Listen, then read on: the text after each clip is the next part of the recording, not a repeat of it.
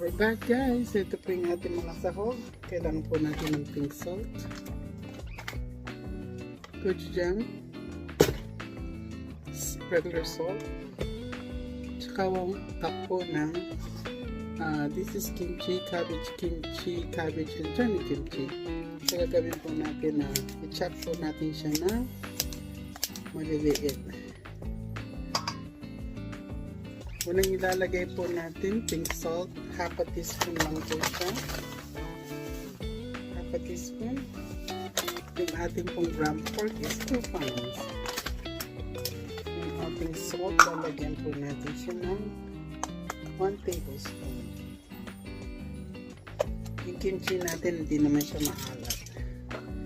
So 1 tablespoon po ng regular salt. Tapos, haluin po natin siya. Combine po natin yung salt saka pink salt.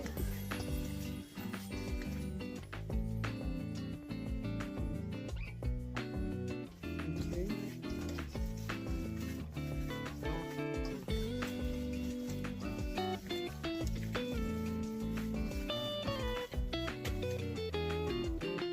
Yung pong gochujang, 2 tablespoon.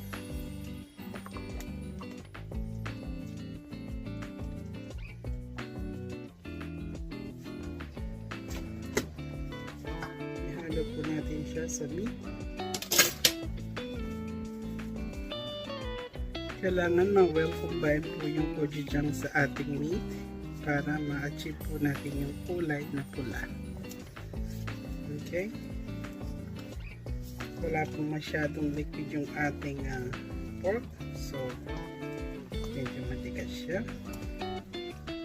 And then lalagay po natin itong ating kimchi. So make sure na maliliit po yung hiwa niya kasi ayaw natin na ma-big chunks sa ating spam kimchi.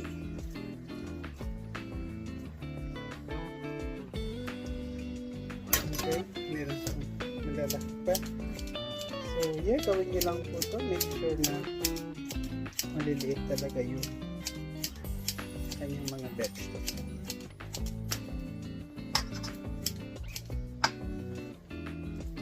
Ito po yung itsura niya. Na-achieve natin yung kulay.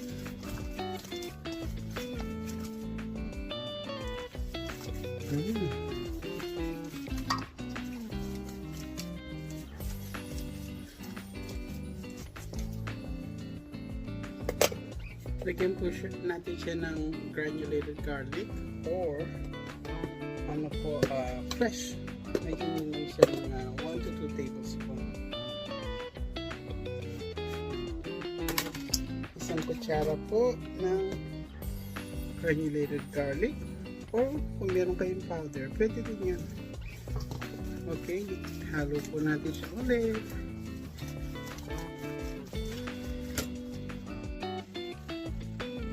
Okay guys, after our spam in the fridge overnight, I actually emptied a spam container. You don't have to do this, okay? This is our personal consumer. I mean, this is for us.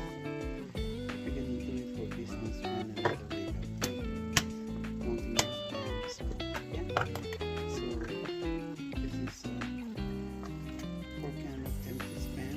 And I'm going to steam it for 45 minutes. Okay? Okay, so first we're going to cover the plastic so the water in our spam.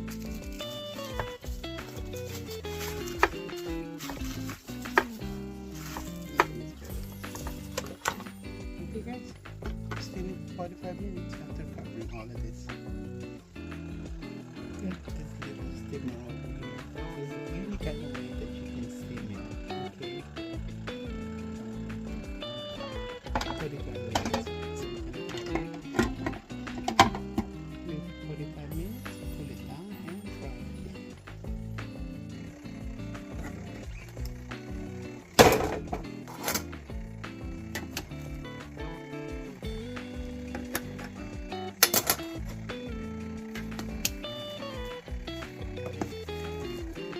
Looks beautiful. It smells really, really good.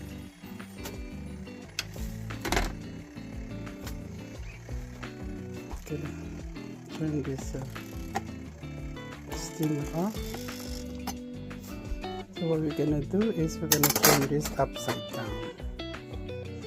So I did turn it upside down, so it's gonna drain while they're cooling, and then we'll fry some.